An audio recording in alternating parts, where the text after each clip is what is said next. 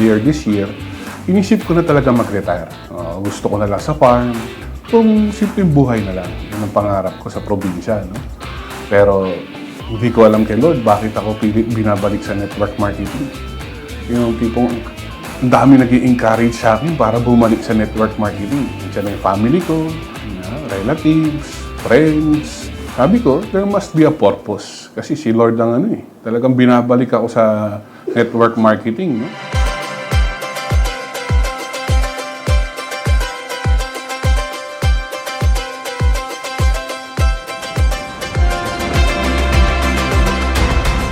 It's been several months nang nawala kami sa dati naming kumpanya. Sobrang daming nangyari. The journey was not easy. I've been doing the business for almost 7 years. But I will always be thankful and grateful sa mga tao at mentor na nakasama ko at sa buong company. Madami akong natutunan sa loob at labas ng negosyo. Bukod doon, literal, experience is the best teacher. Kailangan alam natin ang purpose natin sa buhay. And I always believe that everything happens for a reason. Ang buhay ay connecting the dots. Kung nasan man tayo ngayon, yun ay dahil sa mga nangyari sa nakaraan natin. I am very thankful and grateful for everything. Alam ko, lahat ay plano ni Lord. He allows the pain for you to grow. This time, panibagong chapter ng buhay ang binuksan ni Lord para ipagpatuloy namin ang nasimulang pagtulong sa tao para mabago ang buhay ng bawat isa with the guidance of our Lord.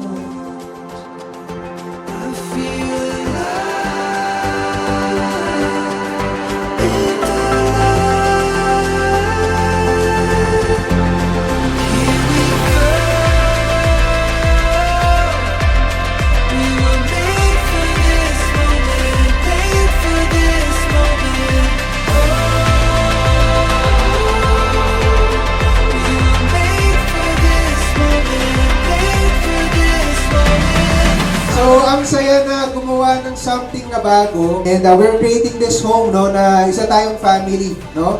Na pagtutulungan natin kung ano man yung mga goals natin, mga dreams natin, no? Without any judgment, without any discrimination. Kasi I believe lahat naman tayo anak ng Diyos, eh. Lahat naman tayo deserve, no? Na magkaroon ng magandang blessings, magkaroon ng magandang buhay. And lahat yan posible, di ba?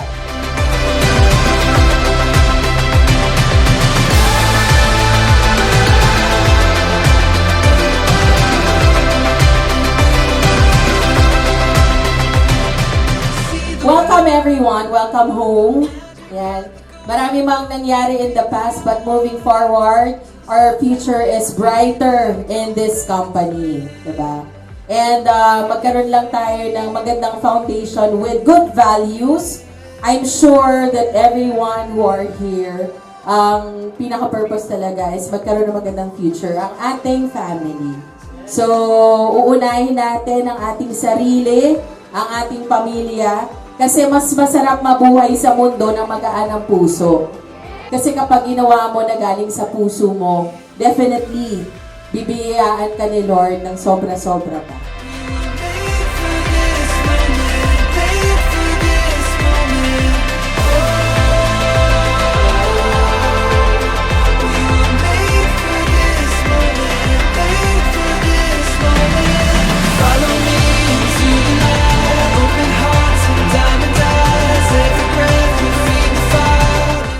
Napakalinaw po ng future natin lahat ngayon sa ating bagong bahay, no? Sa bagong ano natin, no? So, congratulate nyo po ang bawat isa dahil 1 year from now, no? So, sobrang laki na natin.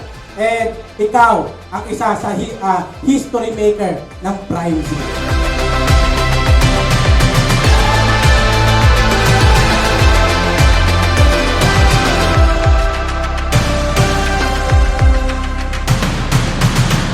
Believe there's a greater purpose, no? Para sa mga networker na magkaroon ng bagong bahay. Oo, kaya nga ang tagline natin dito is welcome home. Para sa mga tao na gustong opportunity, gusto umasenso. So, totoo lang, hindi ako ang driver nito. Ang driver nito ang Panginoon. At hinayaan ko na sa Kanya lahat. The plans we made and chances we take. I feel everything more with you. Quiet confidence and trusting every step. And we know that our faith will get us through. It's so Masaya lang po ako na ang feeling ko ng vindication. Na ang feeling ko na meron pa palang naniniwala sa anak ko. Wala po sa pinag-aralan. Wala po sa taas ng pinag-aralan. Kumpara niyo po ako at yung anak ko. Pero ako po, magna cum laude, Doctor in Business Administration. Hindi po nakagawa ng perang 300 million pesos. Kaya, bawat isa sa inyo po may pag-asa. Magsumikap lang, magsumipag at umasa sa Lord. Maraming salamat.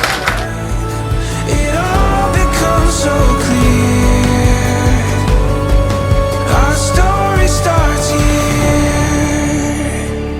Walang imposible! Lahat o imposible! What a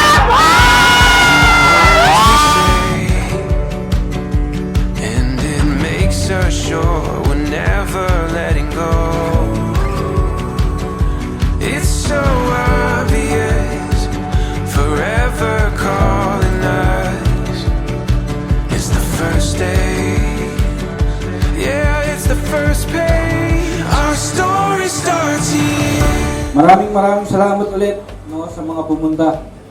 So, I'm very excited sa journey, sa new beginning. I'm very excited sa mga taong nagtiwala, sa mga taong kasama namin ngayon.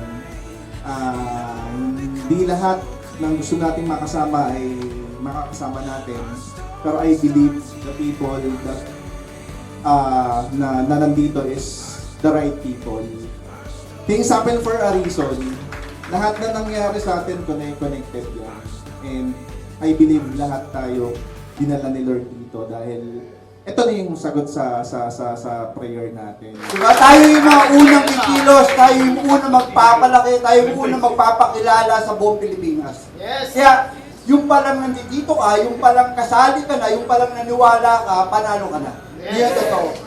Alam niyo, marami sa akin lumalapit, humihingi ng tip. Ano bang kailangan gawin para mapalaki mo yung network marketing na company? Malamang simple lang. Unang-una, kailangan maging proud and loud ka na ikaw ay Prime C member. Our story starts here. We show mutual respect to each and every networkers. Kahit anong kumpanya yan, we will give them respect. Kasi maliit lang ang industriya ng network marketing. Hindi para gawing kompetensya yan. Ang kompetensya lang natin yung sarili natin.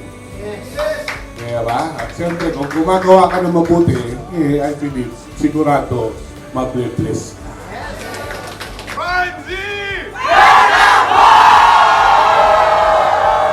Tara, silipin mo tong bago mong bahay, kapatid.